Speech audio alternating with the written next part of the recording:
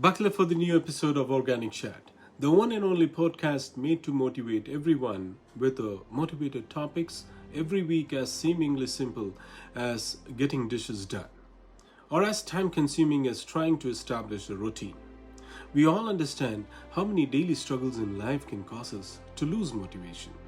Sometimes having a lot to do can be overwhelming to the point of feeling hopeless, and we want to give up before we even begin, right?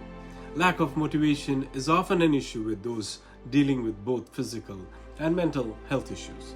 We all understand that sometimes just getting out of bed is a task in itself. So, I welcome you all to Organic Chat. This is PJ, your host, and this podcast is all about not buying organic fruits or vegetables. It's all about bringing positive vibrations and within our family, within our community and friends. You have been watching me or listening me on the audio version, but now you are watching me on the video, and that is a newer version. I have come out of my shell and I wanted to interact with you on the video. Let's all don't forget to like it, subscribe it, and if you like it, please share it. Thank you so much, and let's go into the topic. Today, topic on Organic Chat is what makes it good teacher great. So before we go into this topic, let me brief a small description about myself.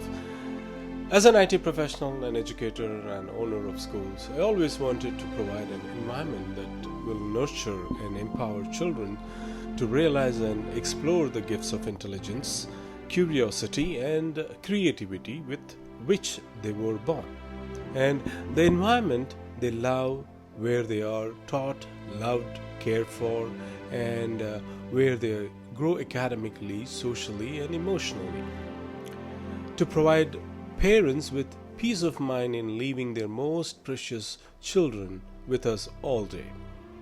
With a whole child approach, our goal is to empower children to achieve their full potential in all areas of life. Teaching children is our passion. We love that. We do what we love. And probably you will also too.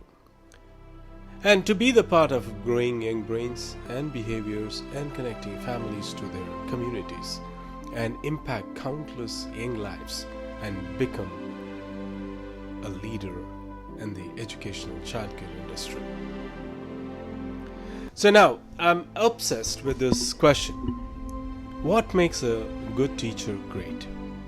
I've collected various responses to this question, and from different schools, when you say different schools, from suburban schools to the elite private schools abroad. And after a few years of teaching students, I'm still perplexed by this question.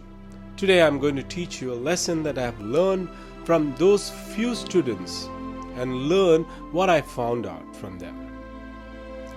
If we just listen to the students, the thing about is that during my time of asking kids this question, I realized that we don't ask this question for a particular reason. Schools are afraid of, based on the fear. They don't really want to know what kids think partially because they don't think kids will take it serious. I'm going to share with you one of the most profound quotes. Answers to this is the question that I ever received. Great teachers eat apples. When I first saw this, I dismissed it as a silliness, but it appeared again and again. So I thought there's got to be something to this. So one day I decided I would start eating apples. I ate them in the morning, at lunch, during classes, in the hall. Kids began to give me apples. They see me eating apples. You're eating apple. They used to comment on me. I know, I'm eating apples. They would smile and I would smile back. It wasn't till I understood that kids wanted to see me as somebody who wanted to receive a gift from them, that the apple was the symbol of the relationship. There is goodness in that and trust. But for a long time I wasn't listening, and I never understood this. They have their own language. When they say a great teacher is chill, what they really mean is don't take it too serious. Be calm in all the situations. Don't get overwhelmed. They have a way of speaking to us what they really wanted to tell us. We have to listen to that. Right? I am a father of 2 kids. They're they're out in the high school, and the other one is in the middle. When they are home as a teenager, I have to learn the whole new language. When they come home from school, I would ask them, "How was your day?" And they would say, "Fine." What usually meant, it's not bad, it's pretty good. Nothing happened eventful. I probably learned something maybe I didn't. But if they came home and said, "Fine," what they meant was, it wasn't really great. But don't ask me, you don't understand anyways. If I asked them how the day was, it was okay, if they would have said that. What they're trying to tell me was that it wasn't good at all. You should ask me more questions, but don't expect me to answer. Kids have their own language. They have their own way of thinking. They want us to think like them and understand what's inside of their head. They have so many ways of thinking. Things are great. They want us to see the world inside them. But they don't want to act like them. They want us to be calm and protect them and keep them safe. Kids have a way of communicating, and adults haven't spent time in listening. But what if we did that? What if we really listened deeply into them? One of the things I noticed in all the years of collecting these responses is that there is a patterns that emerge. When I ask this question, what makes a good teacher a great? Oftentimes I heard that a great teacher loves to teach. 70% of the times the quote or the answer that followed was, a great teacher loves to learn. The reason it is significant is they don't see this happening.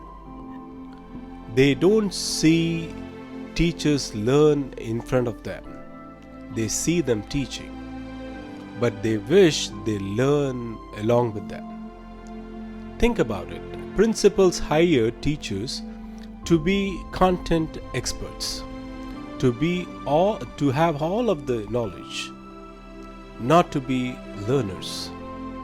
But what if they did? What you showed up in the classroom and teacher had to prepared and said, I don't know exactly what we are going to do today, but what I can learn with you. Or they saw their teacher struggle through something she was struggling and eventually discovered the answer along with the students. Kids wanted to be inspired by these ideas. Learning is important, but they don't see that in schools. When I saw this quote, a great teacher isn't a teacher, I was a little bit offended on that. What do you mean? I'm a teacher, like we know. What they were trying to tell me was, a great teacher isn't in the classroom.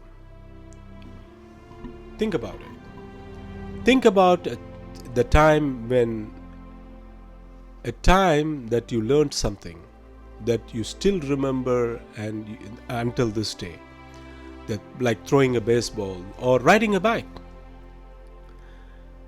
I remember learning a bike when I was 5 years old from my dad. I think he took off the training wheels. He began to push me, and we ran until he let me go, and I started riding the bike from there. That's where I learned. That's how I learned to ride the bike. I can still ride the bike until this day, from that moment. But can you imagine if I tried to learn from my dad in a classroom, what would it look like? Right? Now, he would say, first you need to learn all the parts of the bike. There's pedals, cranks, and there is a chain that turns the wheel, and you have to give a significant force. When the force has enough momentum, you can keep it round. That's how the bike works. I wanted to learn all the parts, label them and draw them. And then you got to write a research paper about the history about the bike riding. All the important elements of adventure, history, and the developments of the bike. And at the end of that, you have to take a final examination. If you pass and get an A grade, and you can ride a bike. At 5 years old, I think I would have said, never mind, I'll walk. This is exactly what we do to children. We put them in a classroom and tell them, this is what I want to learn. It is important, do it.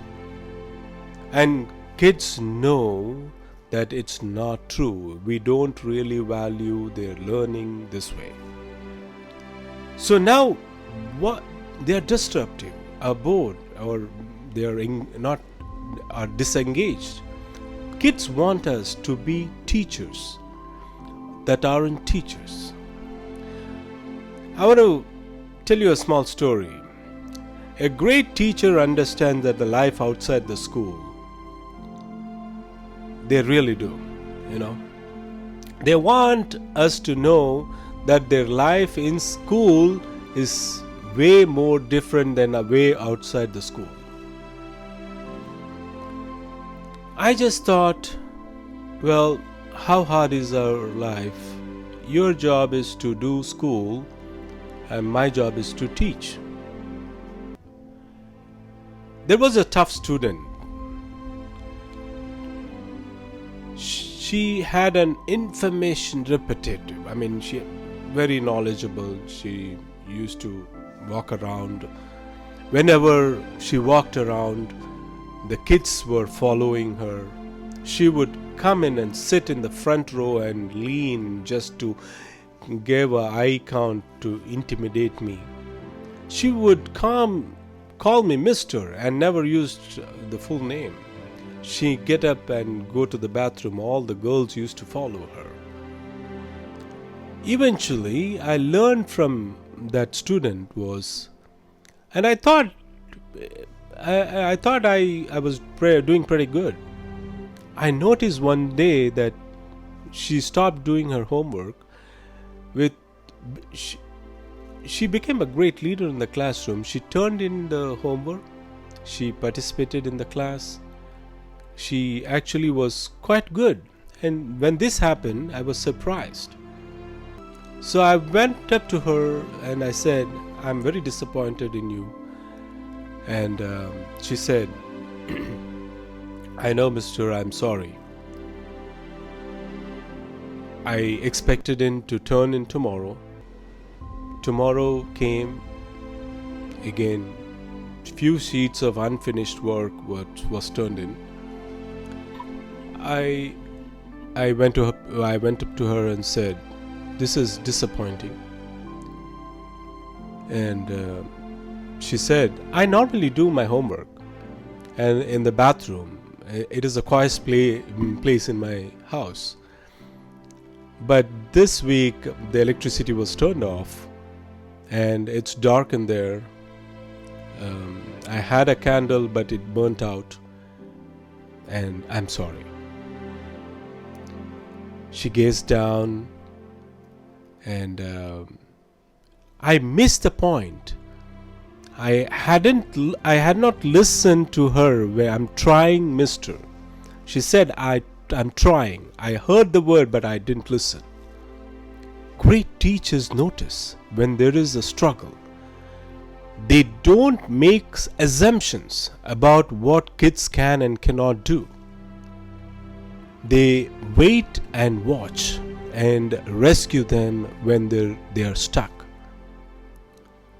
Good teachers hear them, but they don't listen.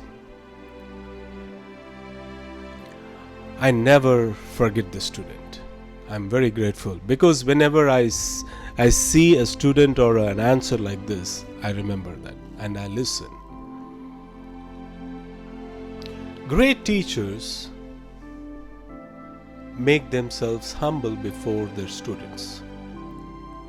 They take risks. They put aside their fear to strive. They trust they're going to support you if they fail. But they don't see this. They see experts, content experts. Remember? Why do we hire teachers? Not to be deep understanding of content, knowledge keepers, but deep understanders of students. How our schools will change and transform. But no wonder the student don't care, or the teachers don't really listen. But they never ever been taught. What if we did listen? You see, we spend 3 years of students' life teaching students 3 years. About 12 years of those students' life teaching them to write. Maybe if they're lucky, they get semester or half a year learning to public speak. But they get virtual 0 years of formal listening instructions. 0. Think about it. When was the last time you're at a dinner party and someone asked this question? So, what do you do for a living? And this response, I'm listening teacher. I teach advanced listening at the high school, advanced listening communication, beginning listener for elementary. We don't hear this because we just don't believe in schools this is important. When the world, listening is one of the number one skills essential for business and life, we just don't teach it. We need to listen to our students. And in our classrooms are the future. The Maya Angelou's, Mother Teresa's, Elon Musk's of the world. And can you imagine if we took the time to ask those students what would make a good teacher great? And then we actually listened. We can transform schools and education. Thank you. Until my next episode, take care. Goodbye.